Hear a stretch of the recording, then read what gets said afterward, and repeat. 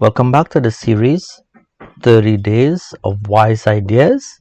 Today is day 14, January 14, 2026. Today's wise idea is crookedness makes you abominable to your maker.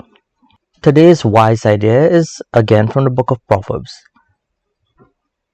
Don't devise evil against your neighbor, since he dwells securely by you. Don't strive with a man without a cause, if he has done you no harm. Don't envy the man of violence.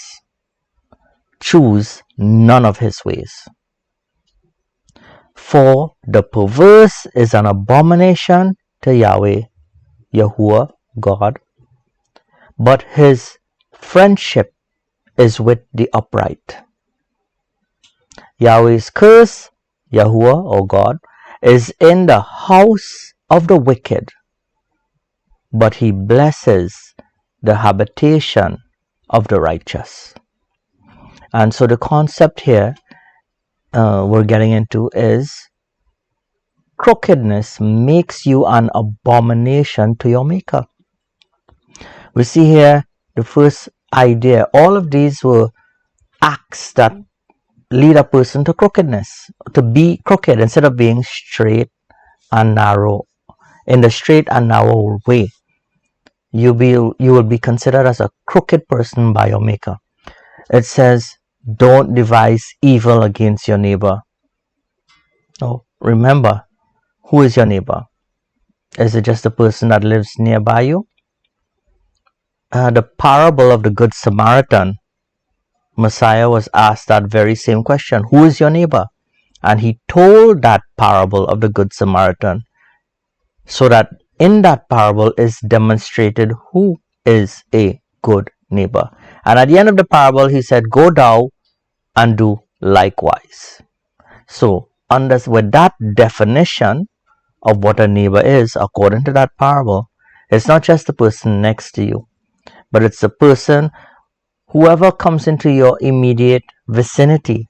If you're traveling on the road, if you're visiting another country, if you happen to be in a big marketplace and somebody needs help, they are in your immediate vicinity like your neighbor. So it says, don't devise evil against your neighbor, since he dwells securely by you.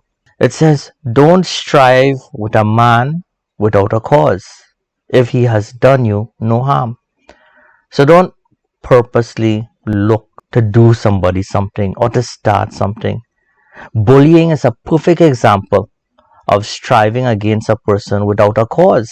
The bully, very often, no one has done anything to the bully, but the bully finds that he or she cannot rest or be satisfied until they have bullied another person.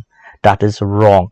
A bully, in the eyes of our Creator, then would be classified as a crooked person and be abominable because they pick on others without a cause.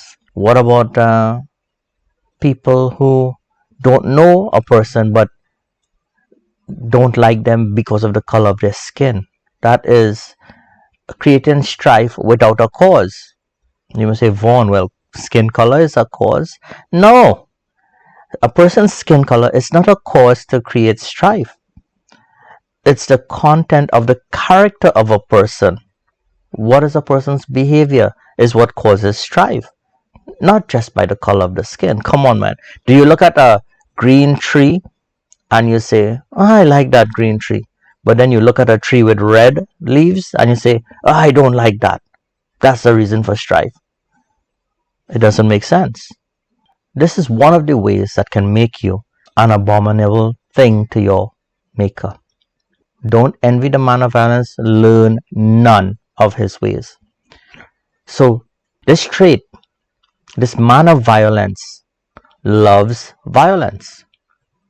Right? Whether that man is fighting with someone in the streets, whether that man is fighting professionally in a boxing ring or in a mixed martial arts ring, This type of person loves violence. It says, learn none of his ways. So a man who beats his wife, let's say an abuser who beats his wife, that man should be treated with disdain. You should not envy that person, and you should not learn any of his ways. And there's people that have violent tendencies in them, and they express it against their own family, but on the outside, in public, they pretend to be the saint. So they're a saint in public, but they're a devil inside, beating their family. And that is wrong. That makes you crooked in the eyes of your maker, makes you abominable.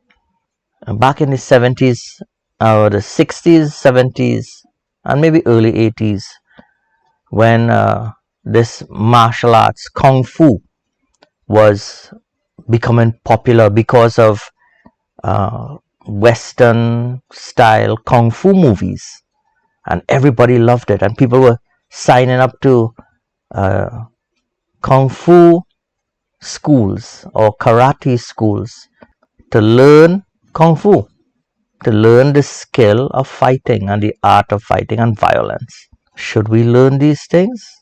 As a believer, isn't it much better to focus on the way of heaven? When you begin to learn violence, there is a temptation or tendency to use violence. But this is glorified in violent movies, right? All of the violent movies you see, the hero uses a lot of violence in order to save the day. The hero in the movie doesn't get the lady until he blows up stuff and until he's killed a lot of people. Violence is glorified. And so people, seeing that from a young age, want to learn that. They want to learn how to use guns, knives, kung fu, whatever the violent takes, they want to learn that. And it's at a point now in society where even simple things like bad driving on the road can result in road rage. People rage out of control. This is the trifecta of things that can make you crooked. 1. Devising evil against your neighbor when there is no cause. 2. Striving with a man without a cause, for no reason. 3. Envying the man of violence and learning his ways. These 3 things are the trifecta of bad behavior. It makes you crooked and makes you perverse. And what happens? You become an abominable thing to your maker. And it says, for the perverse is an abomination to Yahweh, and his friendship is with the upright. So wouldn't you rather have your maker as a friend instead of being thought of as an abomination? Secondly, it says, Yahweh's curse is in the house of the wicked, but he blesses the habitation of the righteous. Wouldn't you prefer to have his blessing in your habitation rather than to have his curse in your house? Avoid these things so that you might have the blessing of your maker in your house rather than the curse.